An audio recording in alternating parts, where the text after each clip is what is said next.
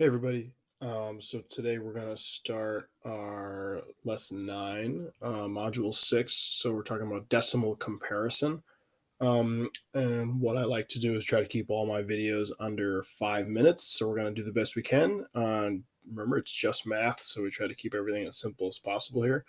So for this one, we're talking about comparison statements, and we're going to use metric conversions like centimeters, meters, kilometers, all those things. And then we're also going to try to use our place value chart.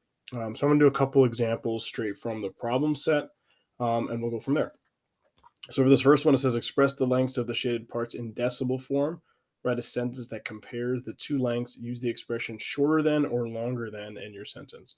So we're going to look at this first example, and we have a meter set up right here, which means everything in here is going to be centimeters. So remember, there are 100 centimeters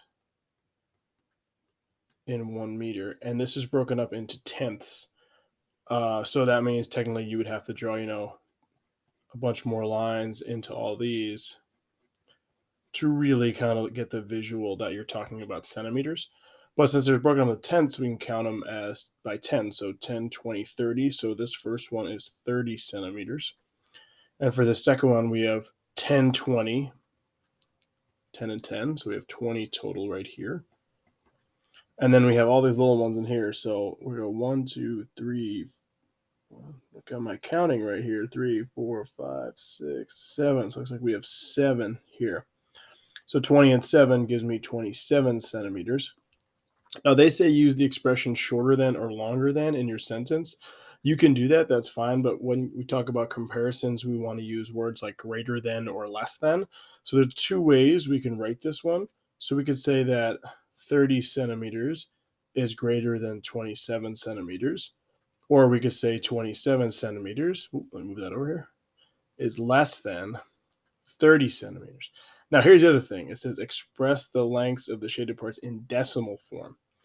So remember, if 100 centimeters equals a meter, this 30 centimeters, I said it before, there's 3 out of 10 shaded. So technically 30 centimeters is 3 tenths of a meter, right? So 3 tenths of a meter. Now 27, we can't really simplify it like we did with this one. So this one will be 27 out of 100. So this is our big kind of selling point for today, is that if this is a tenths on the bottom, and this is a hundredths on the bottom, it might be a little confusing to kind of compare them when they have different denominators. So there's a couple of things we can do. We can look at it like we did before. Just be like, oh, I know it's 30 is bigger than 27 and 27 is less than 30. And use that in my brain and be like, oh, let me just rewrite this top one and say that 3 tenths is greater than 27 over 100, and vice versa. Or we just said before, we can split all this up. So right here, right, here's my 30 centimeters right here, but actually this is 30 out of 100. So then when you're looking at this one, this is the same as saying 30 over 100 is greater than 27 over 100. And that makes sense because 30 is bigger than 27, like we said before, or is larger than or longer than, like they asked for.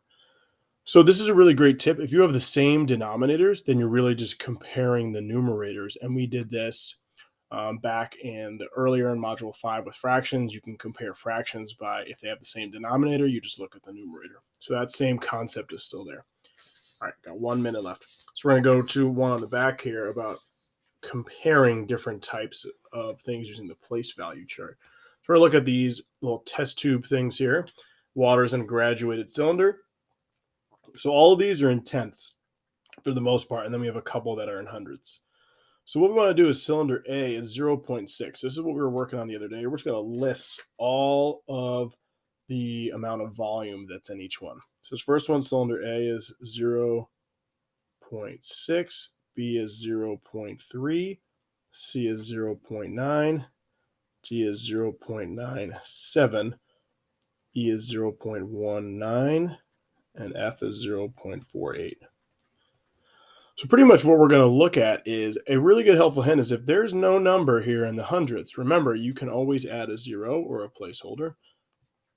And that automatically gives us the same denominator as 100, right? Because these are all in hundredths now, right? We read across like this is 60 hundredths, 30 hundredths, 90 hundredths, and the other ones are the same. So now we can really look at it and put them in order. So you're looking from left to right. So these are all zeros.